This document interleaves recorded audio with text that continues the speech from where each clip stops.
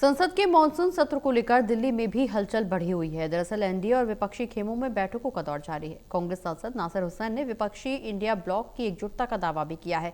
नासिर हुसैन ने सत्र के दौरान उठाए जाने वाले मुद्दों को लेकर सरकार पर हमला भी बोला है। संसद के मानसून सत्र से पहले बैठकों के दौर जारी हैं। एक तरफ पार्लियामेंट्री स्ट्रेटजिक कमेटी की बैठक हुई और इसमें रणनीति बनाई गई। कांग्रेस ने उन मुद्दों की पहचान की है जो इस सत्र के दौरान उठाए जानी है, तो वहीं एनडीए की बैठक जारी है। तो दूसरी तरफ प्रधानमंत्री नरेंद्र मोदी भी एनडीए संसदीय दल की बैठक को संबोधित करेंगे मंगलवार को। हलचल के बीच कांग्रेस के सांसद वरिष्ठ नेता इस वक्त हमारे साथ जुड़ गए हैं। नासिर हुसैन, नासिर जी, सत्र शुरू होने जा रहा है, तमाम मुद्दे हैं और जिस तरीके से यहाँ पर सरकार से जवाब मांगा जा रहा है, आपको लगता है इंडिया ब्लॉक एकजुट होकर इस सत्र में वो देखने को मिलेगा?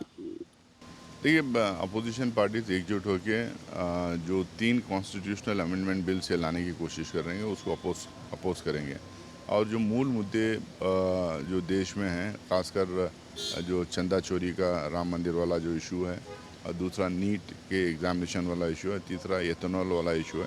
इसके साथ में और भी बहुत सारे हैं, प्राइस राइस है, अनएम्प्लॉयमेंट है, चाइनीज़ वाला इशू है, फार्मर्स मानसून वो बड़े अच्छे तरीके से हुआ नहीं, तो मानसून की वजह से जो इश्यूज आए हैं, ये तमाम इश्यूज़ को हम अपने तरफ से भी रेस करने की कोशिश करेंगे। लेकिन इस बीच एनडीए मजबूत हो रहा है और विपक्षी खेमे में सेंध लग रही है। आप पार्टी के सांसद टूटे, टीएमसी के सांसद टूटे और उसके बाद हम देख रहे हैं कि उद्धव ठाकरे गुट के सांसद टूटे।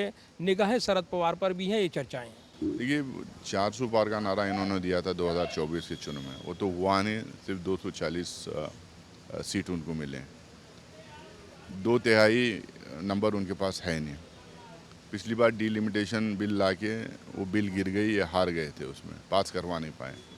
जब इनके पास मैंडेट नहीं है तो इन लोग को कोशिश नहीं करना चाहिए, अपोजिशन पार्टीज़ को बातचीत करके ऑन बोर्ड लेके कंसेंसस बनाने की कोशिश करना चाहिए।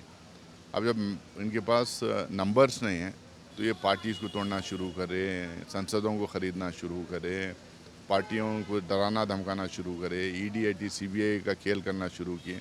ये करके एक मैंडेट को मैन्युफैक्चर करने की कोशिश कर रहे हैं। लेकिन हम लोग भी सारे एनडीए के सारे जो इंडिया ब्लॉक के जो पार्टीज़ हैं और सारे अपोजिशन पार्टीज़ जो पिछले सेशन में डिलिमिटेशन बिल के ख़िलाफ़ वोट किए थे, सबके हम टच में हैं और उम्मीद है कि अगर वो बिल लाएंगे फिर वो बिल गिरेगी। लेकिन इस बार विपक्षी बेंच बदल जाएगी और हम देख रहे हैं कि डीएम के समीकरण बदला है।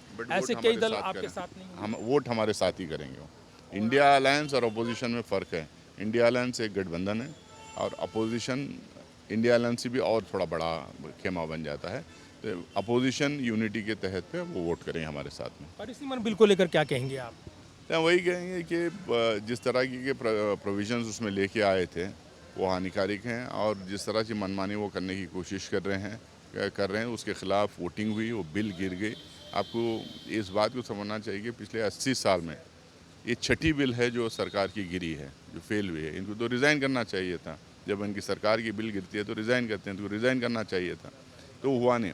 बहरहाल हम तो ये भी कह रहे हैं ना कि विमेंस रिजर्वेशन अभी जो नंबर है उस नंबर के तहत 1/3 रिजर्वेशन कर दीजिए। वो तो बिल पहले ही पास हुई है, उसको 23 में ही पास हो गई थी, तो उसको आप रिजर्वेशन आप इम्प्लीमेंट कीजिए। कौन मना कर रहा है आपको? धन्यवाद बात करने के लिए। और ये थे नासिर हुसैन, जो कि राज्यसभा में कांग्रेस संसदीय दल के व्हिप भी हैं और ऐसे में एक बड़ा बयान देते हुए संसद सत्र से पहले राजनीतिक गतिविधि बढ़ी हुई है, बैठकों के दौर लगातार देखने को मिल रहे हैं। कैमरामैन विदर्भ के साथ प्रदीप कुमार, टोटल न्यूज़, दिल्ली।